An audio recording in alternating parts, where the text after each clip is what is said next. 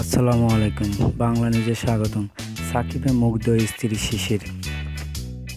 স্বামী বিশ্বসেরা অলরাউন্ডার সাকিব আল হাসানে আবারও মুগ্ধ স্ত্রী উম্মে আহমেদ শিশির। শততম টেস্টে জয়ে ইতিহাস গড়ার পুরো ক্রিকেট দলকে অভিনন্দনের পাশাপাশি তিনি সাকিবের নিয়ে গর্বের কথা জানিয়েছেন। রোববার 19 মার্চ বিকেলে খেলা শেষে হওয়ার পরপরই শিশির সামাজিক যোগাযোগ মাধ্যমে লিখেন। এতে তিনি বলেছেন, পুরো জাতির জন্য ঐতিহাসিক মুহূর্ত, আর দারুণ গর্ব আমার স্বামী সাকিব আল হাসানের জন্য, কারণ তিনি শততম টেস্ট ম্যাচে 100 রান করেছেন। এটি তার বিশাল অর্জন। আলহামদুলিল্লাহ। সাকিব আল হাসান পুরো টেস্ট সিরিজে করেছেন 162 রান আর নিয়েছেন 9 উইকেট। পেয়েছেন সিরিজ সেরার পুরস্কার।